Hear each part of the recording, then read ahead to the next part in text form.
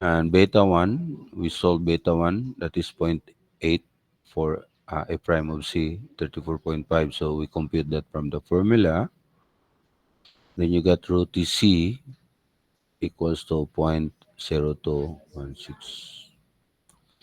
And then Roman, we know Roman is the maximum of the two. So computing, this one governs greater than the other.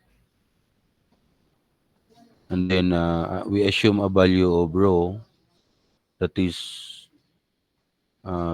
below the rho TC or rho max, but greater than um, the rho min. So assume value of 0.016. So step 1, step 2, in such a way that the condition rho min less than rho and rho lesser than rho max. So you got this assumption rho.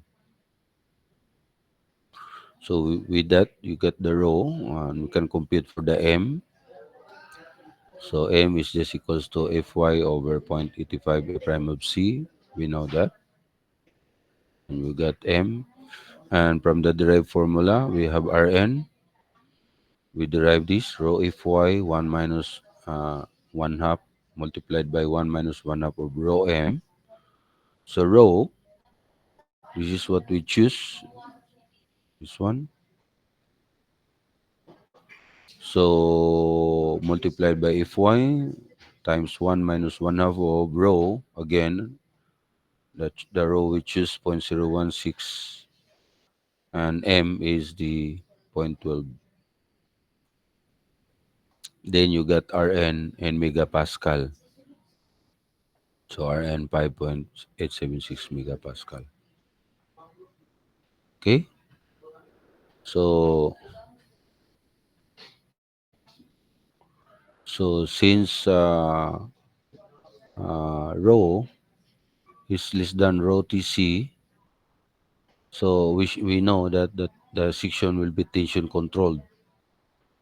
So if you have this relationship, rho is less than rho Tc or rho max, so you're assured that phi is zero point 0.9 tension controlled.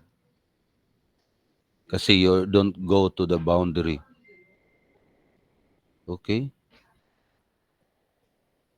Because your rho 0.016 is lesser than the boundary, which is zero point zero 0.02. Okay?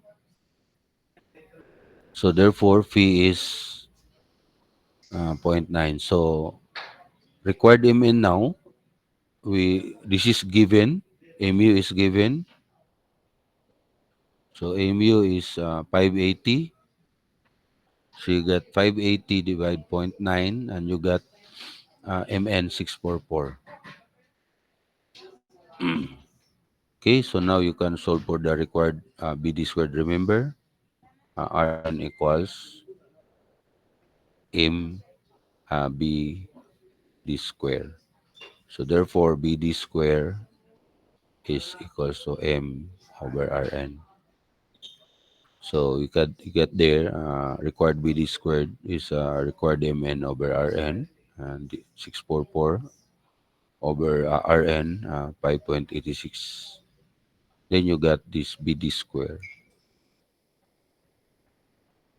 So if you try B is 400, then you get to solve D. So D is just the square root of that, BD square over 400. And you got D 524. And then uh, D now, so solve for H. Remember, ang target na to ang H o ang B. Kay mo na ang section sa beam. So di man ka maghatag og detalye nga D. Sa drawing, H man na.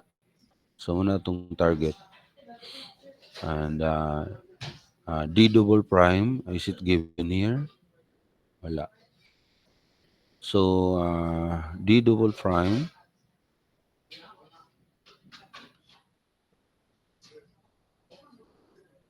okay, so solve for D double prime. So remember, doon na lang ta.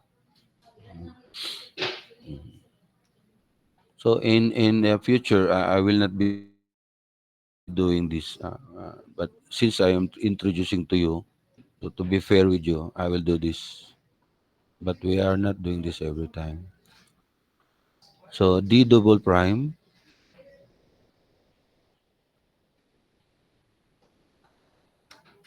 Mhm. So this is the D double prime.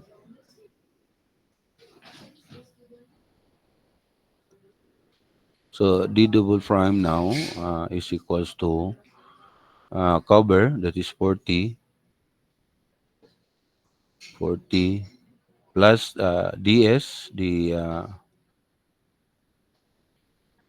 uh, diameter of the stirrup, and then plus the dB over 2. Okay, so we have now 40 plus 10. Assume ds is 10 mm, assume, plus dB, we assume dB of,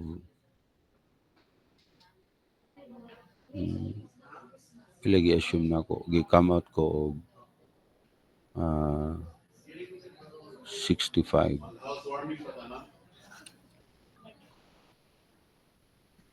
So, if that is 50, 60, so gi-assume na ako mga 28, no? Over 2. So, that will be 40 plus 10 plus 14, 64. Pero, napaman ka sa theoretical part, you can say 65. Ay, ano ni mo, sulbo og actual, pag naana ka sa final. Remember, wala pa kay final section, wala pa kay final still area. So, theoretical pa man ka, okay ra na. You use 65 to make your calculation more easy. So, instead of 64. Anyway, open sa takay balo kung 28 bagid atong gamiton. So, that's why 65 here. So, it's now will be D plus D double prime. And that will be 589. Na wala may 589. Ngining ka nga ang imong beam 589. Suko ang kontraktor ana. So you could say try H is 600. So you have now 400 and 600. Okay? So naana kaning duha. Then you compute the actual D, but it's not actual D but still theoretical. Wala pa kay final at this time. So 600 minus 535 dayon. Okay? And then compute for required ES na. Okay? And then RN and row values must be revised. So, na naman kay gipili nga D ug B, revise dayon. So, required RN now will be using the chosen BD. MN is fixed, required MN 644, this one. And then you got RN, revised RN 5.628 megapascal. Then your row now will be this one. Okay, so revise row. Then you can solve for the still area based on the chosen BD and the revised row. Then you got 3, 2, and then choosing the most nearer nga di kay over design. So we try 532 mm diameter. And then your actual area now, as I said, pag pag kuha nimo sa imong theoretical nga steel area, di pa gid na maong actual kay magpili pa man ka sa available nga reinforcement. So if you choose 32 mm, compute for the area, so that will be 4021. So that is greater from the theoretical AS. Then you can solve for assuming that your 532 mm and your uh, H and your B okay na. So solve na din kag actual. So actual row now is equals to AS over BD. So AS is 4021, the actual AS, and B is the one you choose 400, and D is the actual D now 535. So you got the actual row. Okay.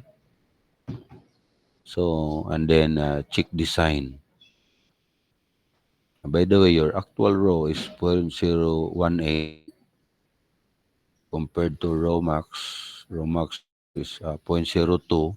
So it's lesser. Okay, and but it's greater than Roman, so therefore okay. So always satisfy with this criteria kining one limitation. Then you check design. So we know that we have already ESFY for 20. So you can solve for actual A, the depth of rectangular stress block based from the actual AS from this. So you get this 4024 1.24. Then we can I can use MNT minus D over 2. So you got MN 644 kilonewton.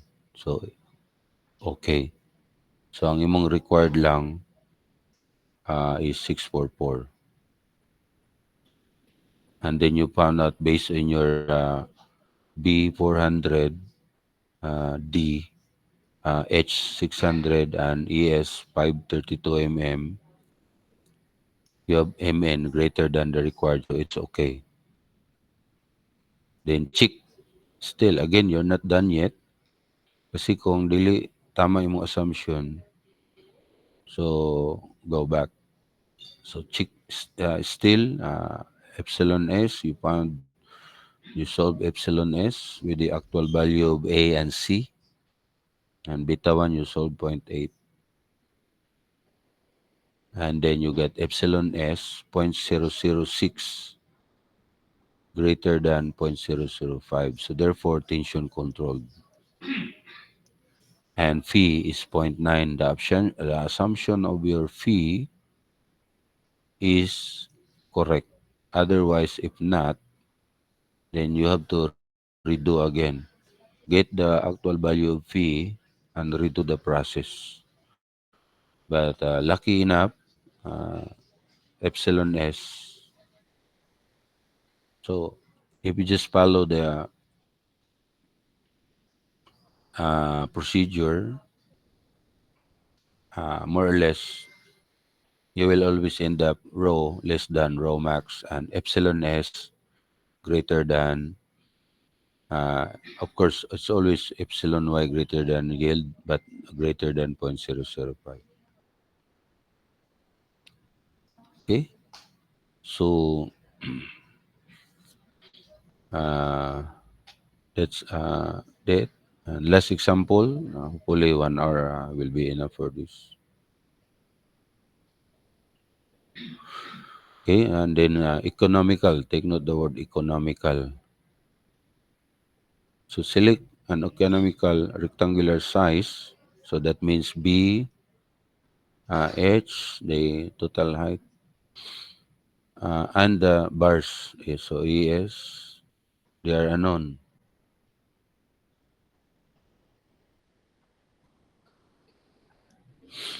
The beam is simply supported. So this time there's an introduction of that data there, that the beam is simply supported, and the span is 12 meter. So, and you have the MD load,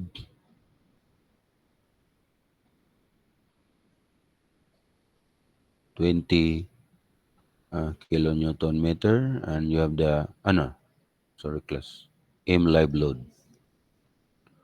And then you have a MD load, 15 kilonewton per meter. And take note, excluding, ha. So, nganong easy atong kinabuhi ani nga example kay ang MU nga given, kauban na ang dead load sa self-weight sa beam. So, kaya straightforward nga ni. Pero this time, ex- we have to determine the weight of the beam. So that exclude beam weight. So this is the challenge in this example. Okay, so proceeding. So we have here 28. So that will be automatic. Beta 1 is 0.85. And FY414 is not a stranger to us.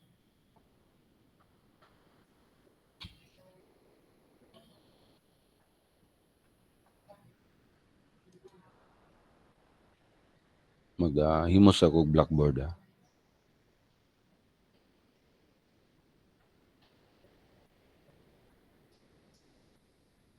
Ano ko? Pinapagaday usab. Importante gani class, ang mga example kay mo na yung mo guide sa inyo all the way through the course. Naon sa taman, pero di na sa tamabot alaon na mga ah, kuan mga 12 12:15 na 12:30.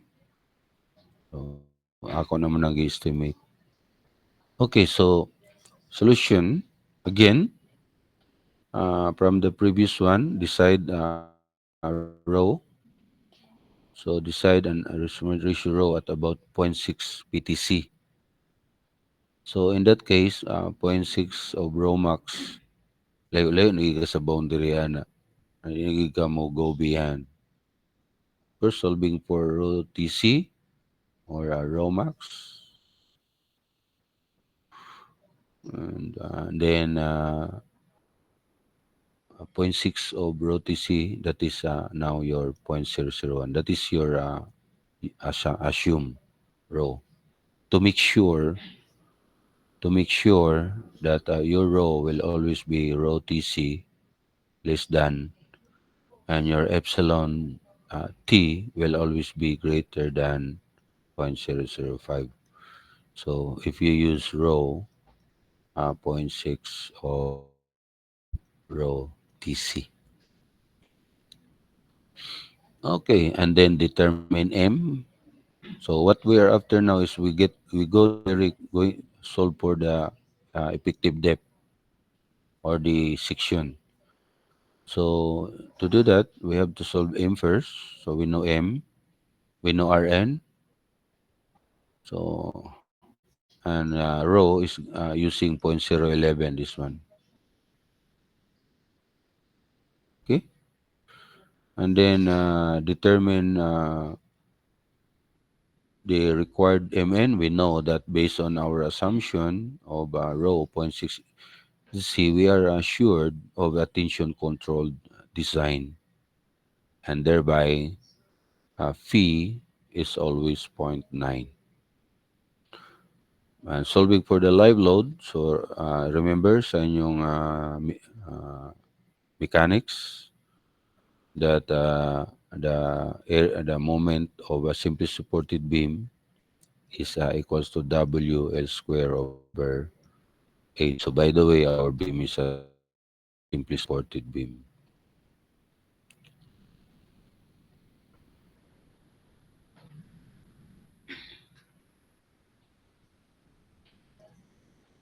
You see, how do you know, sir? Of course, by the computation, it's simply supported. So solving for that, W is 20, W live load, and of course the unit, right? It's kilonewton per meter. So that will tell you it's a uniform load, kilonewton per meter. And get 360. But there's one more requirement, such that deflection without actually checking deflection.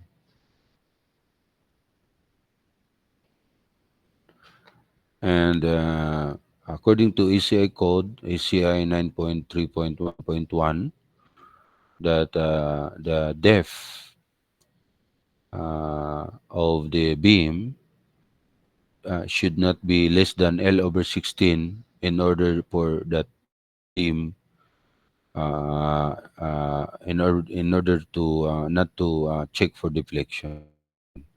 So para di na ka mag check of deflection, so ECI allow you to have this boundary. So L over 16, that is the depth, the H, and then 750. So for the purpose of estimating the beam weight, again we are just theoretical. Wala pa tayo maka-decide actual size. We are just in a theoretical part. So we assume it's 800. So nanatay assumption it's 800, and based on experience, our author is Wang. I think we take this from Wang.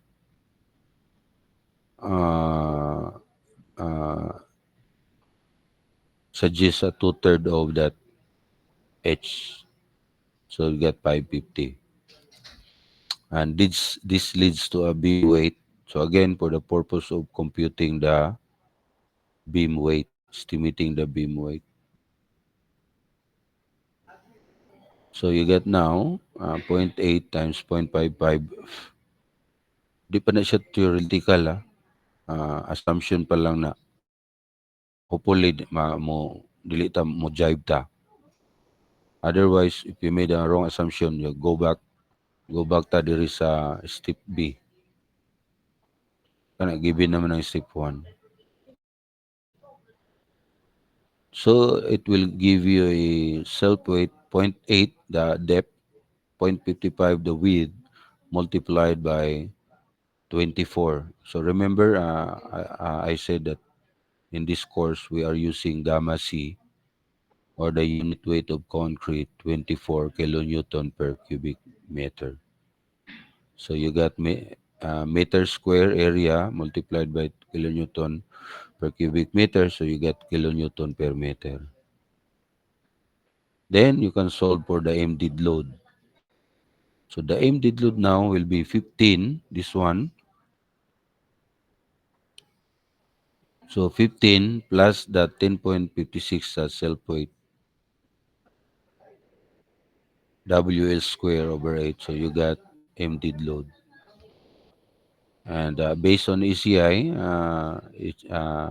solving for the ultimate load, ULS, in terms of dead load and live load alone, that would be 1.2 of dead load plus 1.6 of live load. Okay,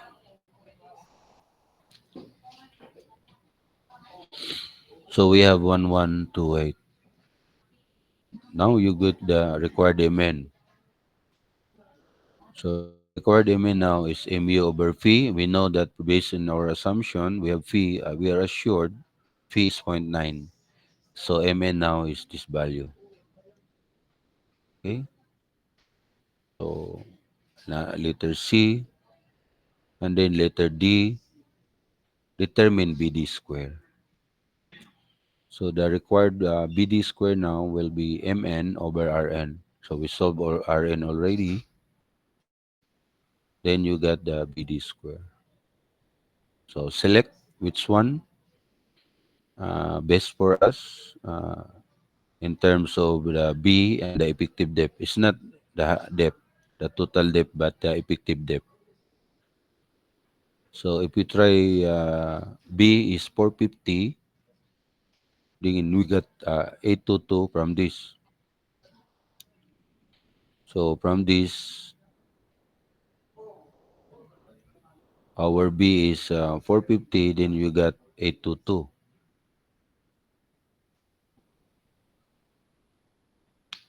Okay, so in such a way that we can get a depth 1.5 to 2 times its width. So, para di na ka magbalik-balik, dapat ang imong B, imong H is 1.5 to 2.0 of your B. Okay? So, for that case,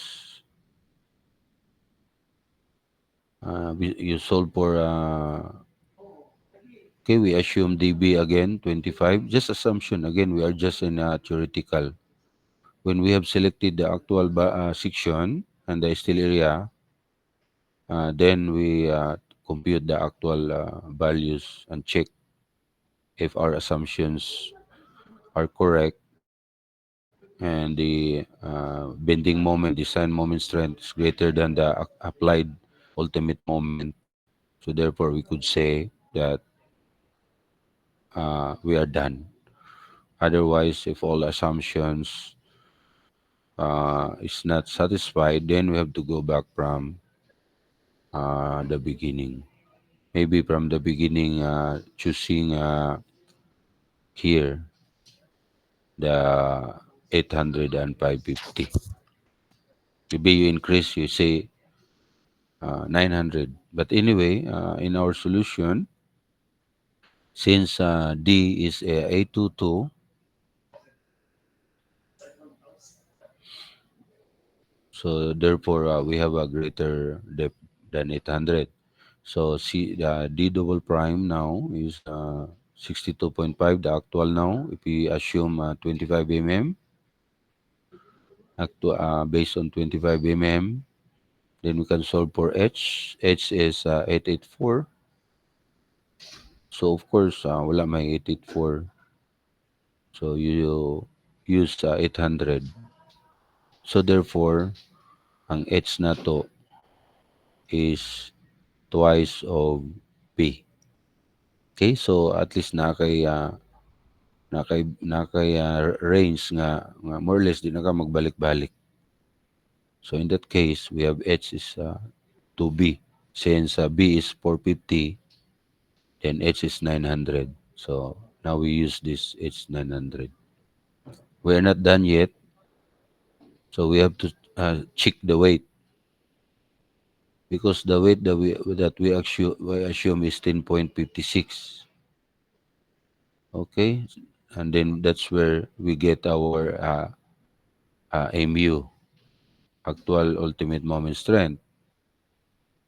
So check the weight. That is sulfate now will be 0.45 times zero point 0.9 the section multiplied by 24 the unit weight. Then you get the weight 9.72 compared to 10.756. So therefore, the actual weight is lesser than the assumed. So it's okay. So that means you don't go beyond this MU. So if the actual weight, again, it's not really actual weight, we could say theoretical weight because we still don't know that 900 and 450 will satisfy all our assumption. So okay na siya.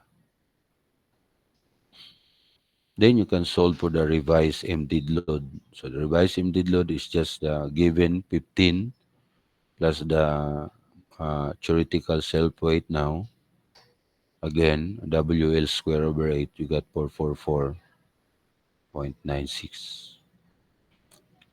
Then you revise MU will be 1109. So if you could say it's still lesser than your assumed. So therefore, you are good. And solving for the revised required MN. So hindi ko kasulat dia.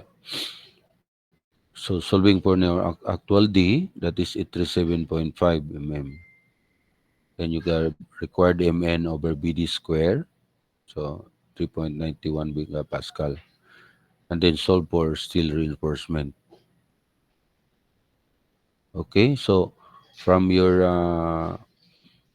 assumed row, you solve for the Rn. So remember,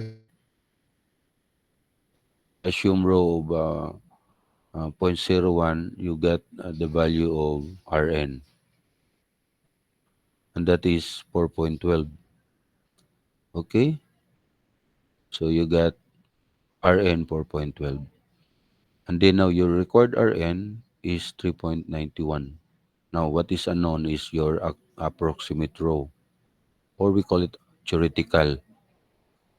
So again, by straight line proportion, straight line, so we have the approximate row, which is unknown, compared to required row, and then the assumed row, desired Rn.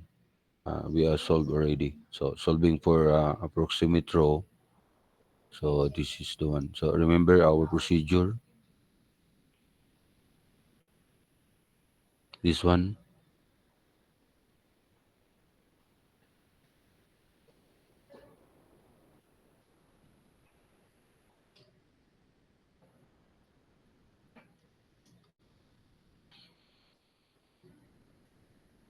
Okay. So now we got row, then we could say approximate row, or we call it theoretical. So we can solve now for the theoretical ES, or approximate ES, and that will be rho BD. So again, rho BD. So we have here the area 3934 mm square. And if we try 32 mm, the area of 32 mm is 804. And if you multiply that, then you got 4.9 pieces. But of course, you cannot put in the drain use 4.9 reinforcement. So that's out of this world. So rounding off, you get 532. Now you got more or less the theoretical ES. Okay, so unless proven that theoretical ES is satisfies all the assumptions, then you could say indeed use 532 mm until proven. Then so and then solving for the actual naman ngayon, effective depth. So now, revising your effective depth, so the D double prime will be 40 plus 10 mm, but this time the DB is 32. Then you get the actual, more or less theoretical steel cover, or we call it the distance from the tension fiber to the centroid of the reinforcement, D double prime. So actual D now will be 834. But it's not really actual until it is final. But we could say actual pa. Okay. Subject for checking. So from stress diagram, you check the strength. You got wala na.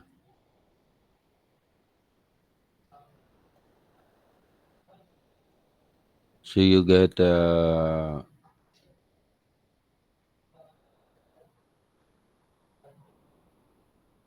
okay, equilibrium. You get from stress diagram. CC is T. Again, that is not new to us. This is not a stranger to us. C is 0.85 a prime of C A B. B now is 450. And then you got ES, the actual area, ES, multiplied by the yield strength, Fy. Then you get A. Then you get B. And you get C. Now you can solve for the compatibility of strain. So using compatibility of strain, we know that epsilon C over D minus epsilon S over D minus C is just equals to that. Then solve for epsilon S. And epsilon y is always, if y is 414, so this is a constant value because your ES, modulus of elasticity, is constant. So we found out that epsilon s 0.0107 is greater than epsilon y, so it still yields. So therefore, the assumption that Fs equals Fy is correct. And then again, epsilon s 0.0107 greater than 0.005. So therefore, the assumption that obtention control was assured, and therefore phi that we use all throughout our computation is correct. That is point 0.9.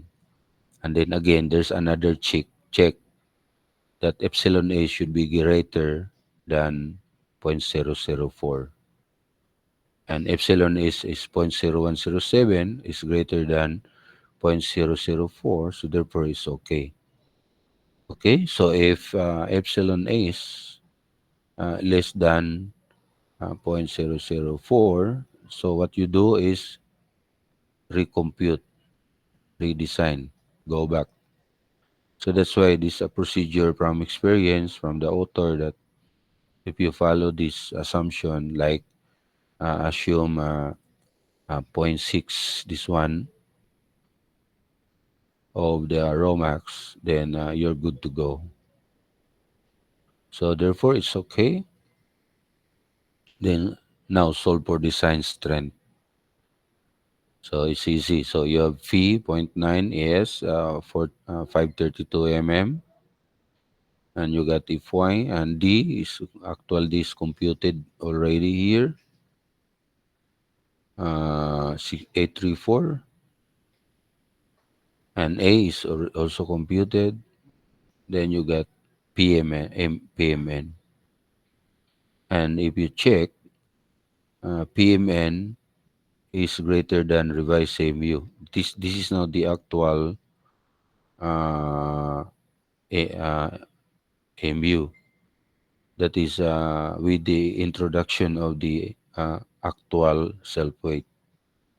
So with the introduction of the actual self weight, then you get the revised MU. That will be your applied moment, ultimate moment, and compare it to your PMN design moment strength, then it's greater. This is 113, and this is 1109. Okay? So, okay, so therefore, if this satisfied and this satisfied,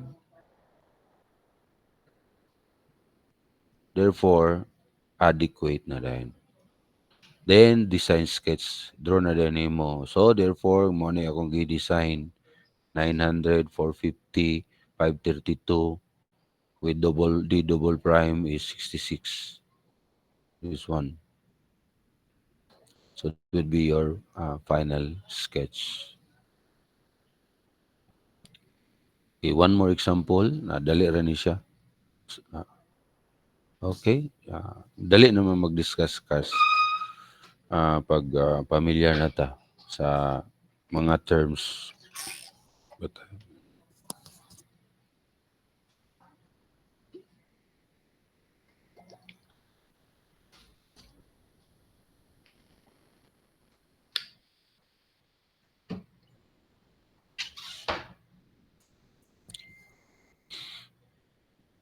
okay, so now again, over reinforced beam. Okay, remember the boundary. So according to SA code, take note, all beams are to be designed for yielding of the tension steel epsilon t not less than 0.004. So again, remember that epsilon t must be greater or equal to 0.004. So if epsilon t equals to 0.004. So again, according to ECI 318 m 04 14, that is not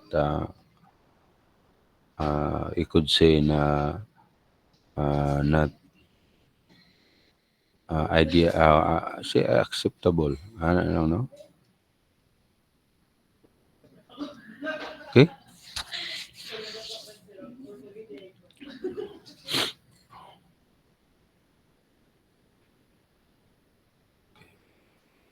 but the word occasionally. So, but occasionally, uh, however, such as when analyzing the capacity of an existing. Okay, so you're a designer and you are asked to check this beam designed 20 years ago. So definitely, it will not be the same. The code. That's why sa Manila, makita nimo madagan mga luma nga bridge, gi-retrofit. That means gidugangan og strength. So gi-encase nila, then gibuhusan nila, dugangan nila og caging because those bridges were designed 30 or 40 years ago already will not pass to the latest code. So that's why the purpose, the one of the purposes of retrofitting is that when the structure is designed before and then now it will not pass to the current code. So of course, if you are designing a not design, this is not design. So this is investigation because in design, this is forbidden in design. But for investigation, no choice ka. Lalang mo yung kaadik ko kay ana. So investigation, all you need to do is you are just asked to get the design moment strength.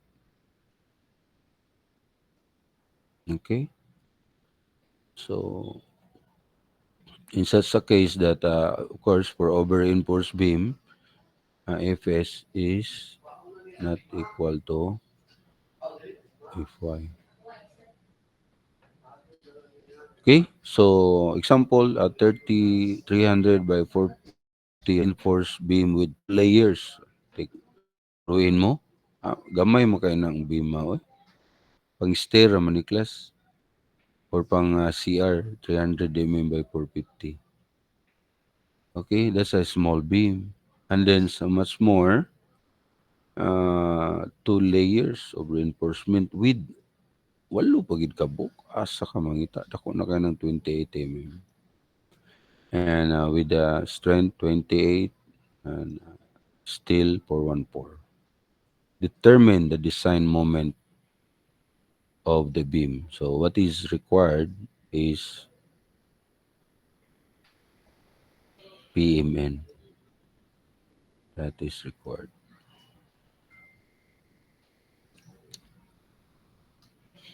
Okay, so drawing the stress strain diagram, the cross section, and the strain diagram, the stress diagram. So we have here a 450 by 300. And by the way, the 25 separator is standard. If you go to the site, that's the standard. Fix yan. Okay, we don't use separator 20 mm. We don't use 32 mm. So only fix yan, 25 mm separator. So it's not small, it's not big. Okay, if you use bigger one like 28 mm, it will affect the strength. So remember, yung D mo gamay ang effective depth. So therefore, mo gamay ang imong strength. Okay? Pag imo pong gamyan, 25, imo mo 20, purpose of 25 mm is that para musulod ang crush tone. What is the size of your cruston? A10. Kung 20, basig napay si Piat dia. Kung masayop day ang crusher B. So 25 is proven by history that satisfactory and for the purpose of passing the cruston, and also will not diminish your design moment strength. Okay, because reduced effective depth will be reduced design moment strength. Because remember, mn equals rho bd, okay, fy, and then d a over 2. If you reduce d, you reduce mn. So that's why 25 is fixed. Remember that. Okay, so first, since we are investigating, therefore, nanatay design, nanatay B, nanatay D. So, investigate na lang nato. So, how do you investigate? So, first of all, you determine the row or and then the strain, right? So, if you found out the value of strain, then you can move on. That's it. That's how you investigate. So, and then the still ratio. So, check still ratio, check the strain, mm, and then check uh, for the tension controlled limit. This, okay, this one. Then you can solve for the design moment. So three process. So first, check the still ratio. So we know that rho actual ni because na naman eh, na-design na na-construct na eh, existing eh. So all you need to do is to investigate. So rho is over BD. So we know ES, 8 of 28 diameter. So we have here 4926. And we got the diagram. So solving for D. Again, D is the diameter of stirrup, assuming 10 mm plus DB kasi two layer, double layer siya. So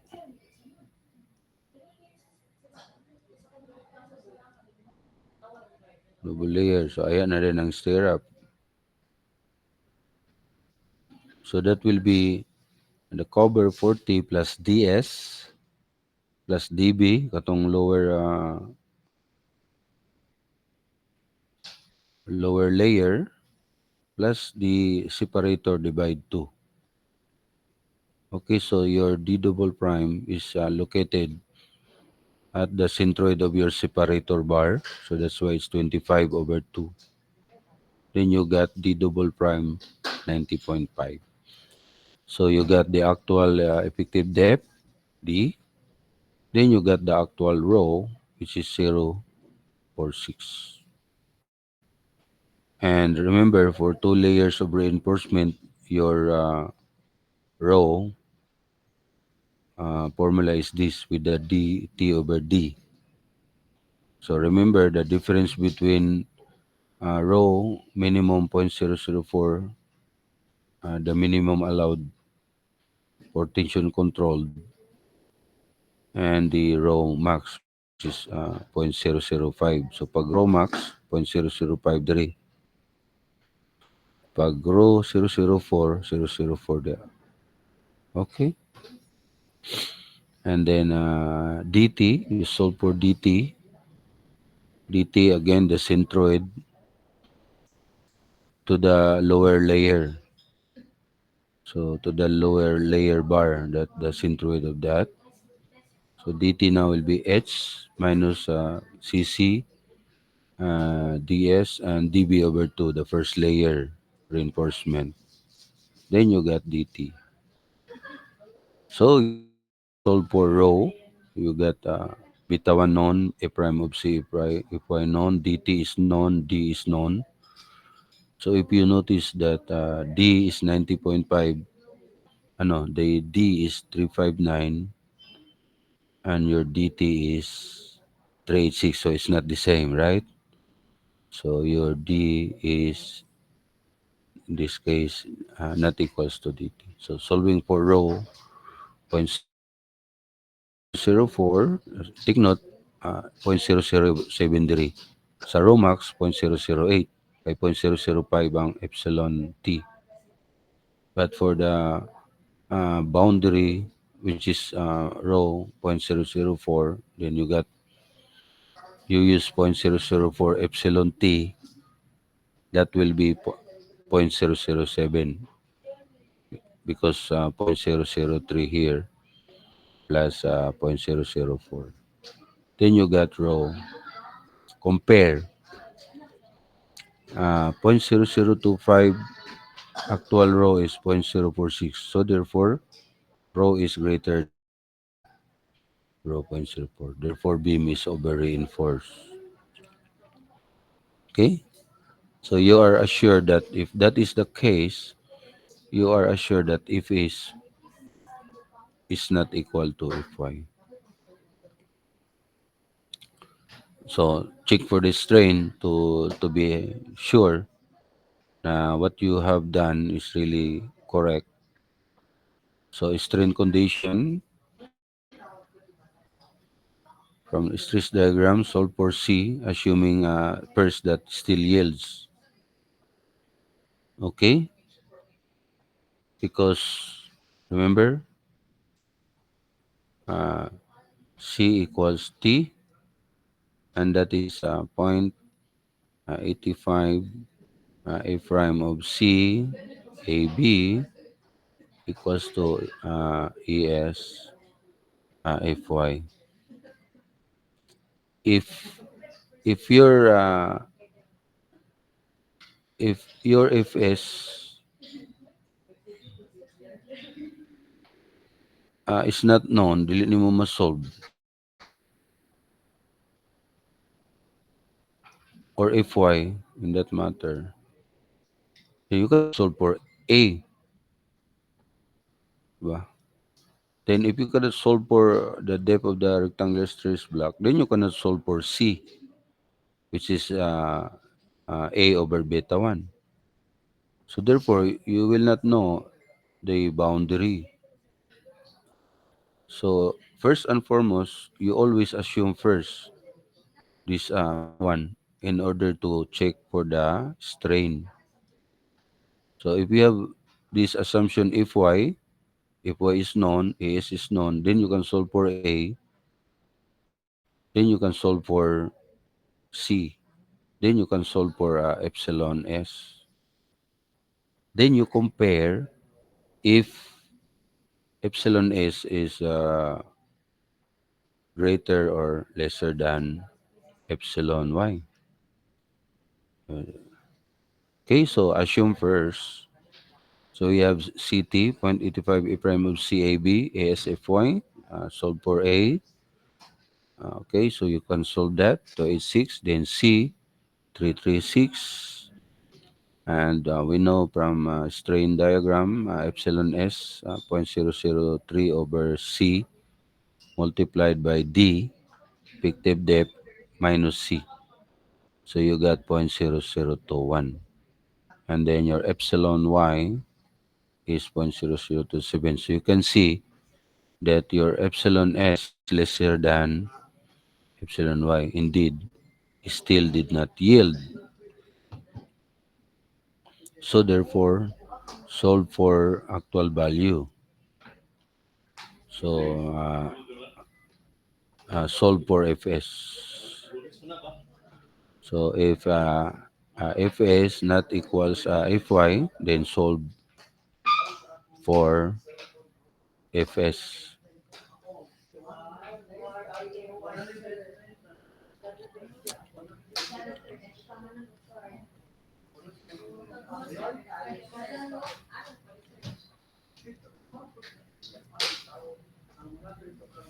Okay, so again, from stress diagram, we have C equals T. So we have 0.85 A prime of CB, but this time it's not no longer Fy. It is Fs. So Fs is unknown now. Okay, so epsilon S now will be Fs over Es. Okay, the stress over the modulus of elasticity.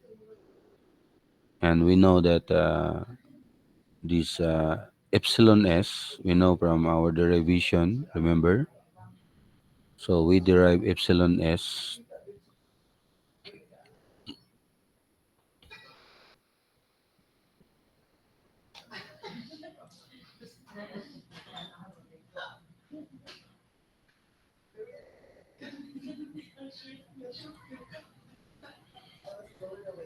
So remember, we derive epsilon S, which is equals to 600,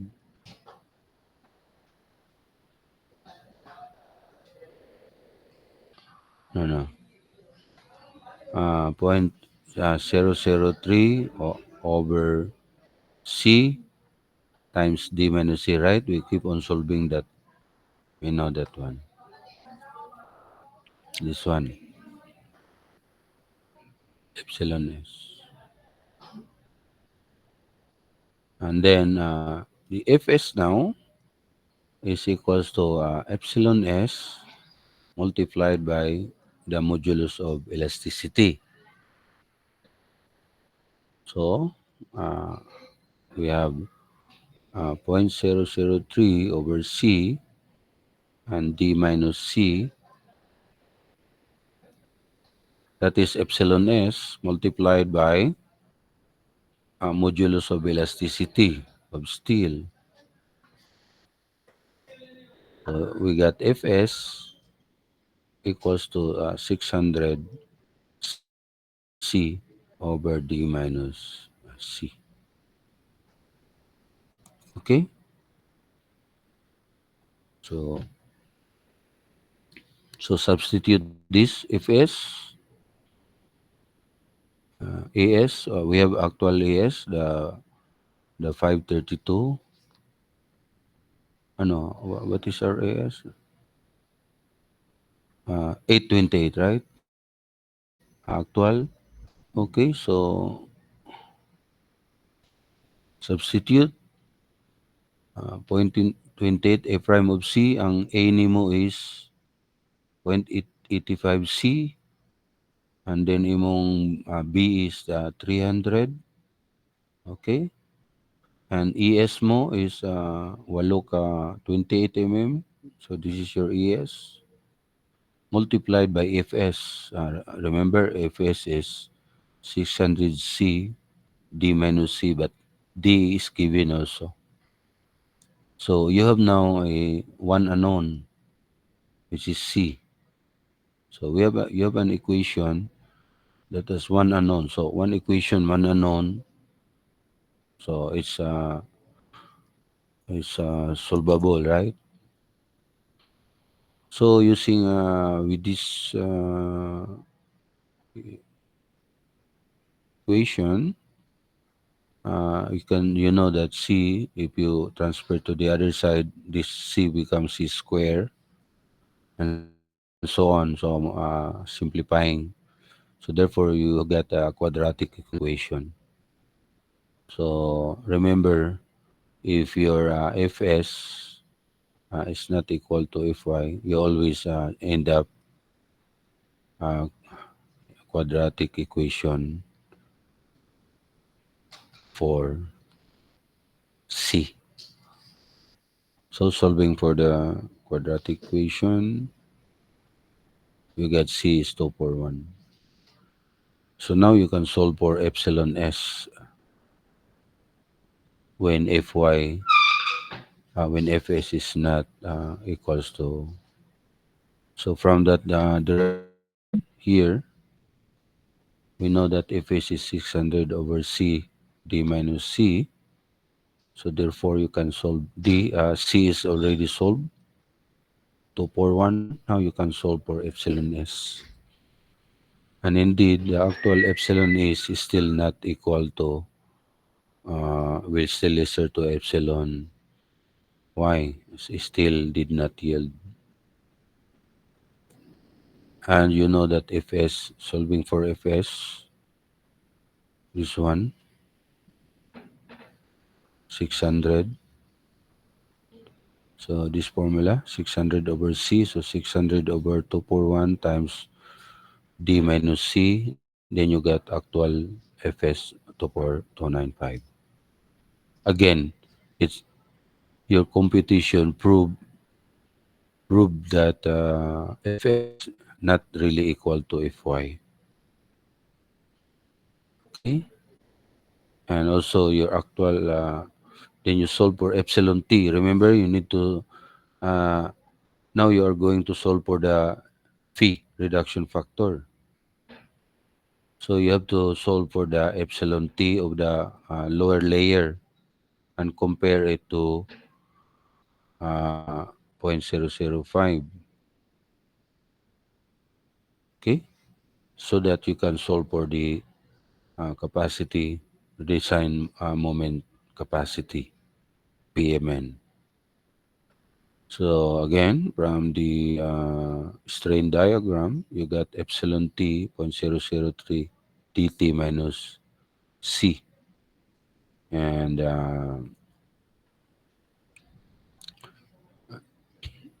epsilon t is 0.0018. So naa siya dire. Remember sa graph?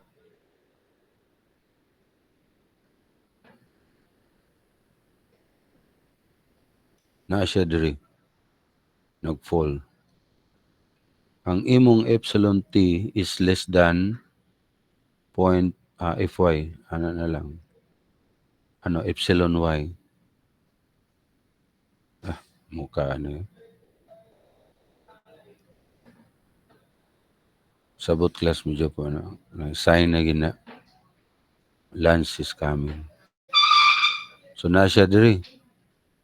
So therefore, fee is 0.65. So fee is 0.65. So you get fee and you get you can solve. So MN is this one, ASFS. Remember, di na FY ah. So ang mong diagram karon,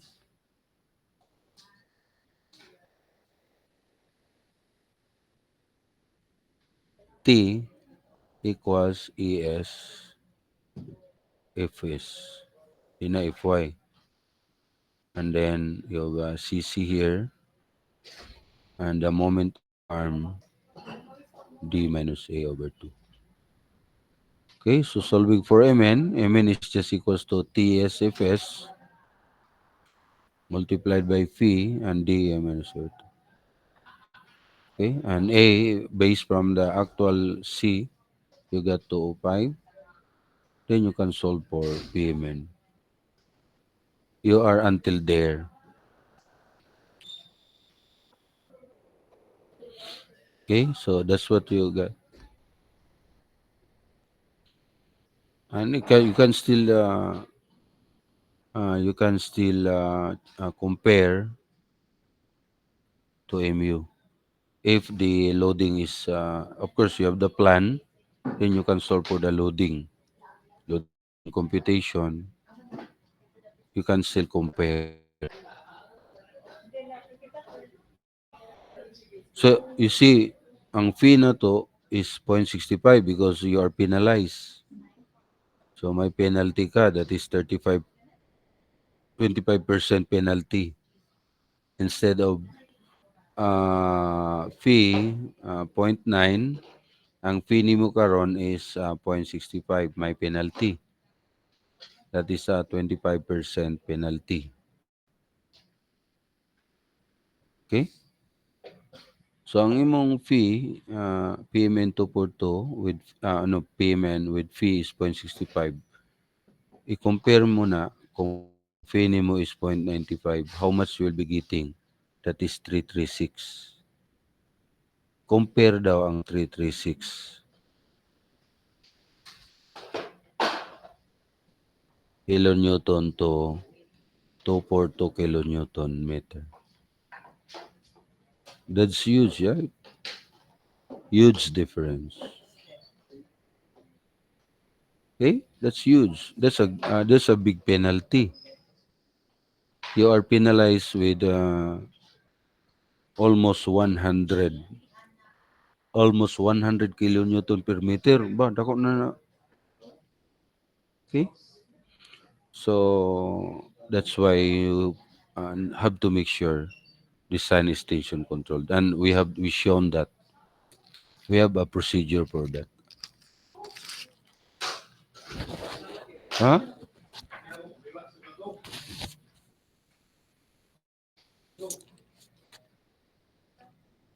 Okay, do you have any question? Wala pa day tayo oras mag-check of attendance.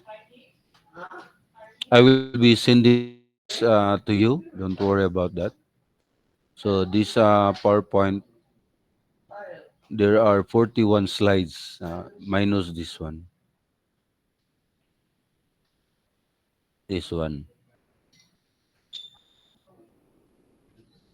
and this one. Okay, so there are 38 slides, no? That's a lot, right?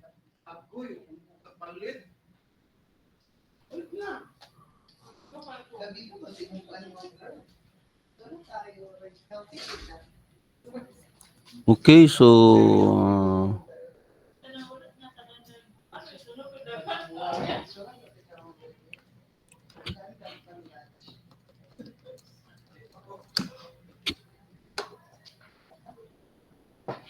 di na may friend ni Ma'am Rogie, ibiyaan ko.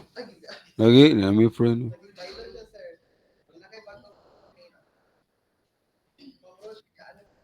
Yes, question? Question? Good morning, sir. Morning. Kanang mag-ask naman ta ko, sir, if na ba kay reference book nga gigamit? Ha? Reference book? Di Ay, ba nag-discuss na sa reference kini? Wala ka ganina, no? Unsa oras ka naglagin? late ko nakalagin, sir. Amo na diya. Lit-lit na raw. Reference, nag-discuss na ta na. Ang syllabus day, wala mo basaha. O, ako manggipos ang syllabus naman dito.